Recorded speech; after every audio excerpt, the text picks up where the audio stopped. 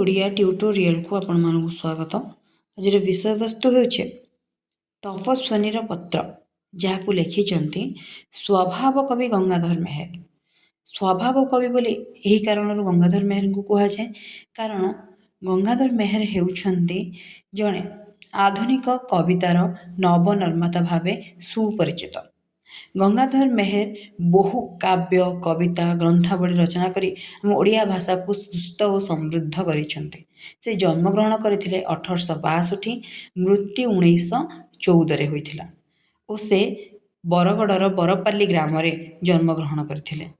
ସେ ଜଣେ ଆଧୁନିକ ଯୁଗର ଅଗ୍ରଧାର ଥିଲେ, ଯେ ତାଙ୍କ ଲେଖାରେ ସୁପଣ୍ଡିତ, ସୁପାଠ୍ୟ ଓ ଏତେ ସଂରଚନା କରୁଥିଲେ ଯେ ଯାହାକୁ ପଢ଼ିଲେ ଅତି ସରଳ, ସୁନ୍ଦର ଓ ମାଧୁର୍ଯ୍ୟ ଲାଗେ। ଏପରି ରଚନାବଳୀ ତାଙ୍କ କବିତାରେ, ତାଙ୍କ ଗଳ୍ପରେ ବହୁ ପୁରାତନରୁ ଦେଖିବାକୁ ମିଳିଛି। ସେ ଏକାଧାରରେ କହିଲେ ଜଣେ କାବ୍ୟକାର, ନାଟକ, ଏକାଙ୍କିକାକାରକ, ସମ୍ପାଦକ, ଲେଖକ ଏସବୁ ଭାବରେ ଆଖ୍ୟାତ ନିଜକୁ କରିଛନ୍ତି।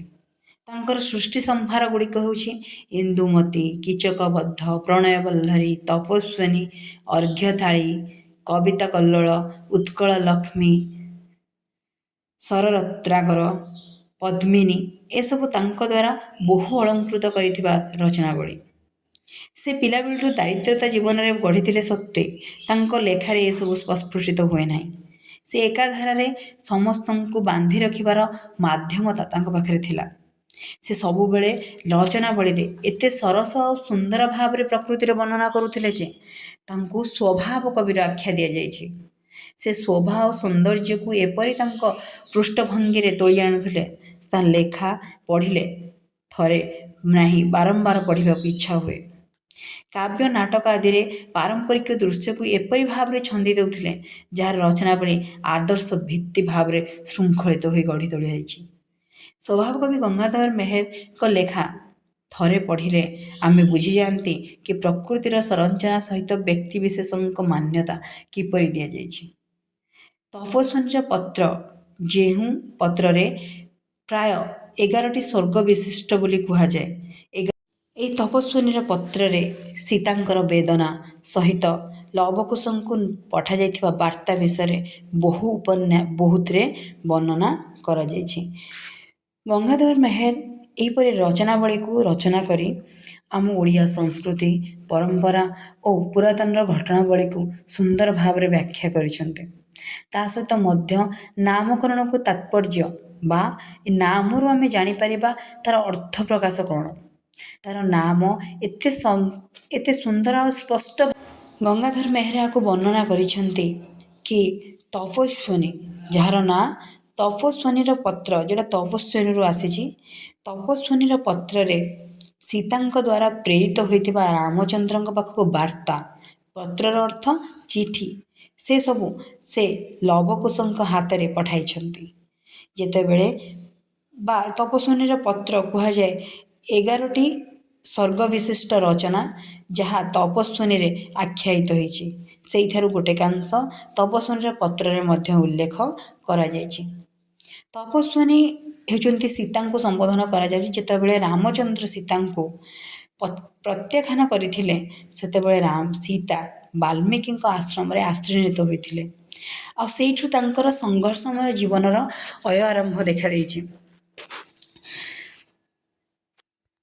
ସେ ସେଠି ରହି ରାମଚନ୍ଦ୍ରଙ୍କର ପ୍ରତ୍ୟାଖ୍ୟାନକୁ ଉପେକ୍ଷା କରିଛନ୍ତି ବା ଅପେକ୍ଷା କରି ରହିଛନ୍ତି ଗୋଟେ ତପସ୍ୱିନୀ ପରି ବା ନିଜର ତପସ୍ୟା ଫଳରେ କିପରି ଜୟ କରିପାରିବେ ସେଥିରେ ମଧ୍ୟ ରଚନା କରିଛନ୍ତି କି ଗଙ୍ଗାଧର ମେହେର। ବାଲ୍ମୀକିଙ୍କ ଆଶ୍ରମରେ ସୀତା ଜଣେ ତପସ୍ୱିନୀ ହିସାବରେ ସେ ନିଜର ଆତ୍ମଜୀବନୀ ବା ଜୀବନୀକୁ ବିତରଣ କରୁଛନ୍ତି ବା ବଞ୍ଚୁଛନ୍ତି। ଗେରୁଆ ବସ୍ତ୍ର ଧାରଣ କରୁଛନ୍ତି, ଜଙ୍ଗଲରୁ ଫଳମୂଳ ଆହରଣ କରୁଛନ୍ତି ଓ ରାଜଭୋଗ ତ୍ୟାଗ କରିଛନ୍ତି। ସେ ସମସ୍ତ ଘଟଣାବଳୀ ମଧ୍ୟ ଆମେ ତପସ୍ୱିନୀର ପତ୍ରରୁ ଦେଖିବାକୁ ପାଇବା।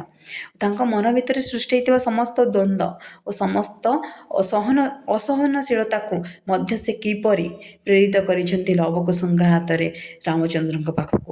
ଯେଉଁ ଈର୍ଷା, ଯେଉଁ ମନରେ ଆକାଂକ୍ଷା ରହିଛି, ତାର ପତ୍ର ସଦୃଶ ସେ ଲବକୁଶଙ୍କ ହାତରେ ପ୍ରେରଣ କରିଛନ୍ତି। ଶ୍ରୀରାମଚନ୍ଦ୍ରଙ୍କ ପାଖକୁ।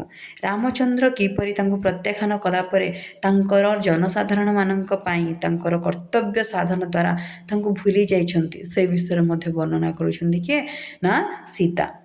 ଏ ତପସ୍ୱିନୀର ପତ୍ରର ବିଷୟବସ୍ତୁ ହେଉଛି, ଆଲୋଚ୍ୟ କବିତାଂଶଟି ଆମର ଶ୍ରେଷ୍ଠତ୍ୱ ତପସ୍ୱିନୀରୁ ଆସିଛି। ଜନ ଆପଦା ଭୟକୁ ମର୍ଯ୍ୟାଦା ପୁରୁଷ ରାମଚନ୍ଦ୍ର ସତୀ ସୀତାଙ୍କୁ ବହିର୍ଭୂତ କରିଛନ୍ତି ବା ପ୍ରତ୍ୟାଖ୍ୟାନ କରିଛନ୍ତି। ଉଭୟ ମର୍ଯ୍ୟାଦା ପୁରୁଷ ହେଲେ ମଧ୍ୟ ତାଙ୍କୁ ନେଇ ବାଲ୍ମୀକିଙ୍କ ଆଶ୍ରମରେ ଆଶ୍ରୟନିତ କରିବାକୁ ବାଧ୍ୟ କରିଛନ୍ତି ସୀତାଙ୍କୁ। ଦୁଇ ରାଜପୁତ୍ର ତାଙ୍କ ଦ୍ୱାରା ଜନ୍ମ ହୋଇଛନ୍ତି, ଯାହାଙ୍କର ନାମ ହେଉଛି ଲବ ଆଉ କୁଶ। ସେମାନଙ୍କର ଲାଳନ ପାଳନର ଦାୟିତ୍ୱ କେବଳ ସୀତାଙ୍କ ପାଖରେ ହିଁ ସମ୍ପାଦିତ ହୋଇଛି। ବାଲ୍ମୀକି ନିଜ ପୁତ୍ରୀ ପରି ସୀତାଙ୍କର ଦେଖାଶୁଣା କରିବା ସହିତ ତାଙ୍କର କର୍ମମୟ ଜୀବନକୁ ବଢ଼ାଉଛନ୍ତି। ଆଉ ଲବକୁଶଙ୍କର ମଧ୍ୟ ଜ୍ଞାନ ବା ବିଦ୍ୟାଦାତା ଭାବରେ ଗୁରୁ ଭାବରେ ତାଙ୍କୁ ପଦ ସରଞ୍ଜନା କରୁଛନ୍ତି। କିନ୍ତୁ ପରଦିନ ପ୍ରଭାତର ଖବର ପାଇ ଲବକୁଶ ଯେ ବାଲ୍ମୀକିଙ୍କ ସହିତ ରାମଚନ୍ଦ୍ରଙ୍କ ପାଖକୁ ଯିବେ, ତାହା ବିଷୟରେ ବର୍ଣ୍ଣନା ମଧ୍ୟ ଏଥିରେ କରାଯାଇଛି। ସୀତାଙ୍କର ଦ୍ୱନ୍ଦ୍ୱ ସୃଷ୍ଟି ହେଉଥିବା ମନ ଭିତରେ ଯେସବୁ ପ୍ରଶ୍ନ ସୃଷ୍ଟି ହୋଇଛି, ତାହାର ଲେଖା ସଦୃଶ ରାଜଦୂତ ହିସାବରେ ଲବ ଆଉ କୁଶଙ୍କ ଦ୍ୱାରା ସୀତାଙ୍କର ପତ୍ର ପ୍ରେରିତ ହୋଇଛି। କାହା ପାଖକୁ ନା ରାମଚନ୍ଦ୍ରଙ୍କ ପାଖକୁ। ତା ସହିତ ମଧ୍ୟ ସୀତାଙ୍କର ଗମନ ସଦୃଶ ସୀତାଙ୍କର ମୁଖମଣ୍ଡଳରୁ ଉଜ୍ଜ୍ୱଳମୟ ଦୀପ୍ତ ଯେଉଁ ଶଙ୍କା ସୃଷ୍ଟି ହୋଇଛି, ତାହା ମଧ୍ୟ ତପସ୍ୱିନୀର ପତ୍ରରେ ପ୍ରସ୍ଫୁଟିତ ଭାବରେ ଗଙ୍ଗାଧର ମେହେର ବର୍ଣ୍ଣନା କରିଛନ୍ତି। ସେ କହିଛନ୍ତି କି ସୀତାଙ୍କର ତ୍ୟାଗ ଆତ୍ମ ବିନା ଯାହା କିଛି ସୃଷ୍ଟି ହୁଏ ସେସବୁ ବିଷୟବସ୍ତୁ ହେଉଛି, ଶରଣ ବୈଶ୍ଚଳ ଧ୍ୱଜ ରିପୁ ଗଜାଙ୍କୁଶ ଦୁଃଖ ଗିରି ବଜ୍ର ଯହିଁ ଦେଖନ୍ତି ବିଦୁଷ। ତାର ଅର୍ଥ ହେଉଛି, ରାଜକେଶୋରଙ୍କ ସେ ପଦ୍ମପାଦ ଦ୍ୱନ୍ଦେ ଦୀନ ଭିକାରୁଣୀ ଦୁରୁ ନତ ଶିରେ ବନ୍ଦେ। ଏଠି ହେଉଛି ଶରଣ ବୈଶ୍ଚଳ। ଶରଣ ବୈଶ୍ଚଳ ହେଉଛି ଯେ ଶରଣକୁ ସନ୍ତାନ ସଦୃଶ ଗଢ଼ି ତୋଳିଥାଏ। ଧ୍ୱଜ ଅର୍ଥ ହେଉଛି ପତାକା, ରିପୁ ଅର୍ଥ ଶତ୍ରୁ, ଗଜାଙ୍କୁଶର ଅର୍ଥ ହେଉଛି ହାତୀ ଉପରେ ବସିଥିବା ମାହାନ୍ତ ଆୟତ୍ତ କରିବା ପାଇଁ ଯେ ଅଙ୍କୁଶୀକୁ ଧାରଣ କରେ। ଏଥିରେ ଆମେ ତିନୋଟି ଜିନିଷକୁ ସମ୍ବୋଧନ କରୁଛେ, ରିପୁ ଧ୍ୱଜ ଗଜାଙ୍କୁଶ। ଏସବୁ ବାଲ୍ମୀକିଙ୍କର ଆଖ୍ୟା ସଦୃଶ ଗଙ୍ଗାଧର ମେହେର ରଚନା କରିଛନ୍ତି। ସେ କ'ଣ କହୁଛନ୍ତି ନା, ଶରଣ ବୈଶ୍ଚଳ ଧ୍ୱଜ ରିପୁ ଗଜାଙ୍କୁଶ ଦୁଃଖ ଗିରି ବଜ୍ର ଯହିଁ ଦେଖନ୍ତି ବିଦୁଷ। ଅର୍ଥ, ଯିଏ ସବୁ କଷ୍ଟକୁ ସହନ ସହିତ ଧୈର୍ଯ୍ୟର ସହିତ ସାମ୍ନା କରିଥାନ୍ତି, ଆଉ ପ୍ରଜାମାନଙ୍କର ବୈଶ୍ଚଳନିତ ସମ୍ପର୍କକୁ ସେ ଗଜାଙ୍କୁଶ ପରି ଆୟତ୍ତ କରିପାରିଥାନ୍ତି, ଯେପରି ମାହାନ୍ତ ହାତୀକୁ ଆୟତ୍ତ କରେ।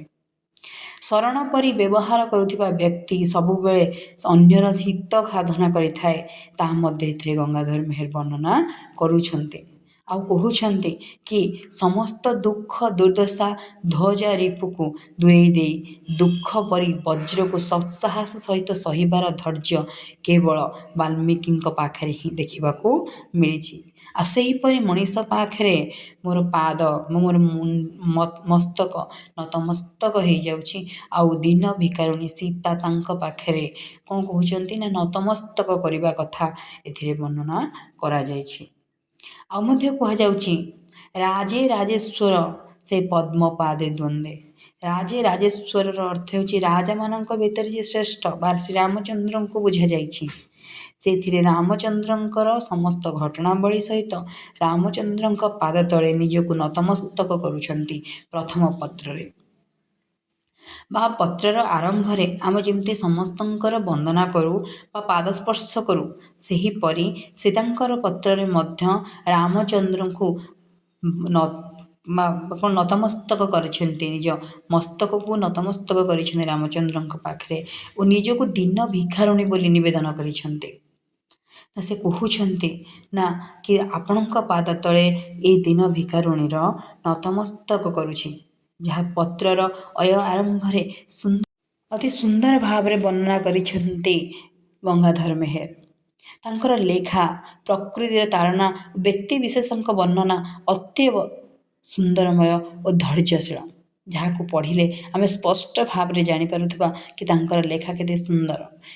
ଏଠି ସୀତା ନିଜେ ନିଜର ସ୍ୱାମୀଙ୍କୁ ଦେବତା ସଦୃଶ ତୁଳନା କରି ନିଜକୁ ଭିକ୍ଷାରୁଣୀ ସହିତ ତୁଳନା କରୁଛନ୍ତି। ତାପରେ କ'ଣ କହୁଛନ୍ତି ନା କରିବାକୁ ମଧୁ ଆଶା ତିମିର ଭେଦନ, କାତରେ କାନ୍ତରେ ଥାଇ କରେ ନିବେଦନ। ମହାରାଜା ମହାଯଜ୍ଞେ ହୋଇଛ ଦୀକ୍ଷିତ, ନବବାମା ହୋଇଥିବ ବାମାଙ୍ଗେ ଦୀକ୍ଷିତ। ତାର ଅର୍ଥ ହେଉଛି କରିବାକୁ ମଧୁ ଆଶା ତିମିର ଭେଦନ ଅର୍ଥ ସୁନ୍ଦର ସ୍ୱପ୍ନମୟ ମଧୁର, ତିମିର ଅର୍ଥ ଅନ୍ଧକାରକୁ ଭେଦ କରୁଥିବା ସ୍ପର୍ଶ ବା ମୋ ମନରେ ସୃଷ୍ଟି ହେଉଥିବା ଦ୍ୱନ୍ଦ୍ୱକୁ ତମେ ଭେଦ କରିଦେଉଛ। କିପରି ନା ଯେଉଁ ମହାଯଜ୍ଞର ଆୟୋଜନ କରିଛ, ସେଠି ସୀତା ରାମଚନ୍ଦ୍ରଙ୍କୁ ସମ୍ବୋଧନ କରୁଛନ୍ତି କି ଯେଉଁ ତମେ ମହାଯଜ୍ଞର ଆୟୋଜନ କରିଛ ବା ଅଶ୍ୱମେଧ ଯଜ୍ଞ ରାମଚନ୍ଦ୍ରଙ୍କ ଦ୍ୱାରା ଆୟୋଜନ କରାଯାଇଥିଲା, ସେ ଅଶ୍ୱମେଧ ଯଜ୍ଞର ନିୟମ ଥିଲା କି ନବବାମା ବା ନୂଆ ସ୍ତ୍ରୀ ବା ନୂଆ ବୋହୂ ଧାରଣ କରିବା, ଆଉ ଥରେ ବିବାହ ନ କରି ଯଜ୍ଞ ଦୀକ୍ଷିତ ହୋଇପାରିବ ନାହିଁ ବୋଲି ସେ ଭାବିଛନ୍ତି। ଆଉ ସେଇ ଜିନିଷକୁ ହିଁ ନିଜର ଦ୍ୱନ୍ଦ୍ୱ ସୃଷ୍ଟି ହେଉଥିବା ମନ ଭିତରେ ଦ୍ୱନ୍ଦ୍ୱକୁ ସ୍ପଷ୍ଟ କରାଇଛନ୍ତି କି ମୋ ଅନ୍ଧକାରକୁ ଦୂର କରିଛ। ଯେମିତି ଅନ୍ଧକାର ଜଙ୍ଗଲକୁ ସୂର୍ଯ୍ୟଙ୍କର କିରଣ ଭେଦ କରେ, ଏଠି କାନ୍ତାର ଅର୍ଥ ହେଉଛି ଜଙ୍ଗଲ, ତିମିର ଅର୍ଥ ଅନ୍ଧକାର। ଅନ୍ଧକାର ଯେପରି ଗୋଟେ ଜଙ୍ଗଲକୁ ଘନାନ୍ୱିତ କରିଦିଏ ଓ ଗୋଟିଏ ସୂର୍ଯ୍ୟକିରଣ ରଶ୍ମିରେ ଯେପରି ସ୍ପଷ୍ଟ ହୋଇଯାଏ, ସେହିପରି ସୀତାଙ୍କ ମନ ଏହି ଯଜ୍ଞର ନିୟମକୁ ଦେଖି ସ୍ପଷ୍ଟ ହୋଇଯାଇଛି ବୋଲି ବ୍ୟକ୍ତ କରିଛନ୍ତି। ଆଉ କହିଛନ୍ତି କ'ଣ ନା ମହାରାଜା ମହାଯଜ୍ଞେ ହୋଇଛ ଦୀକ୍ଷିତ। ମହାରାଜା ଏଠି ରାମଚନ୍ଦ୍ରଙ୍କୁ ସମ୍ବୋଧନ କରାଯାଇଛି। ମହାଯଜ୍ଞ ଅର୍ଥ ଅଶ୍ୱମେଧ ଯଜ୍ଞଙ୍କୁ ସମ୍ବୋଧନ କରାଯାଇଛି। ଦୀକ୍ଷିତର ଅର୍ଥ ଖ୍ୟାତି ବା ତମେ କରଉଛ କ'ଣ ନା ମହାବିଶ୍ୱଯୁଦ୍ଧ ଯଜ୍ଞ ବା ଅଶ୍ୱମେଧ ଯଜ୍ଞର ଆୟୋଜନ ଚାଲିଛି। ସେଥିରେ ନବବାମା ବା ନୂଆ ବଧୂ ହୋଇଥିବ ବାମାଙ୍ଗେ ଦୀକ୍ଷିତ, ବାମ ଅଙ୍ଗରେ ସେ ଦୀକ୍ଷିତ ହୋଇଥିବା କଥା ଏଥିରେ ସୀତା ବର୍ଣ୍ଣନା କରୁଛନ୍ତି। ଆଉ କହୁଛନ୍ତି ନୂଆ ସ୍ତ୍ରୀ ତମର ନୂଆ ବାମ କରରେ ଯଜ୍ଞ ସମ୍ପାଦନ କରୁଥିବେ, ତାହା ମଧ୍ୟ ମୋତେ ସ୍ପଷ୍ଟ ଦେଖାଯାଉଛି। ଏସବୁ ବାର୍ତ୍ତା ସୀତାଙ୍କର ମନ ଭିତରେ ସୃଷ୍ଟି ହେଉଛି, ମୋତେ ତ୍ୟାଗ ପରେ ରାମଚନ୍ଦ୍ର ଆଉ ଜଣଙ୍କୁ ବିବାହ କରିଦେଲେନି ତ, ତାଙ୍କର ଯଜ୍ଞ ପାଇଁ ସେ ଆଉ ଜଣ ନବବାମାକୁ ଗ୍ରହଣ କଲେନି ତ। ତାଙ୍କର ଦ୍ୱନ୍ଦ୍ୱକୁ ଏଥିରେ ସ୍ପଷ୍ଟ ଭାବରେ ଗଙ୍ଗାଧର ବର୍ଣ୍ଣନା କରୁଛନ୍ତି। ଆଉ ମନ ଭିତରେ ସୃଷ୍ଟି ହେଉଥିବା ସୀତାଙ୍କର ସମସ୍ତ କ୍ଳାନ୍ତକୁ ଏଠି ଦୂରୀଭୂତ କରିବା ପାଇଁ ପତ୍ରରେ ଗୋଟେ ଗୋଟେ କରି ସମସ୍ତକୁ ବଖାଣୁଛନ୍ତି। ନବବାମାଙ୍କର ଉପାଖ୍ୟାନ କରାଯାଉଛି, କିପରି ସେ ମନ୍ତ୍ର ପାଠ କରୁଛନ୍ତି, କିପରି ସେ ଆଶା ପୋଷଣ କରୁଛନ୍ତି, ସବୁ ଜିନିଷକୁ ଏଥିରେ ଗଙ୍ଗାଧର ମେହେର ସୁନ୍ଦର ଭାବରେ ବର୍ଣ୍ଣନା କରୁଛନ୍ତି। ସେ କହୁଛନ୍ତି କି ତମ ବାମାଙ୍ଗରେ ତମର ନୂଆ ସ୍ତ୍ରୀ ନିହାତି ଭୂଷିତ ହୋଇଥିବେ। ଭିକ୍ଷିତର ଅର୍ଥ ଭୂଷିତ ହୋଇଥିବେ ନିଶ୍ଚୟ, ତାହା ମୁଁ ଦୂରରୁ ଥାଇ ଏଇଠୁ ଥାଇ ଅନୁଭବ କରିପାରୁଛି। ଯଦି ଆଉ କିଛି ଡାଉଟ୍ ଥାଏ କମେଣ୍ଟ ବକ୍ସରେ ଜଣାନ୍ତୁ। ନେକ୍ସଟ ଭିଡ଼ିଓରେ ଏଇଠୁ ଆଲୋଚନା କରିବା।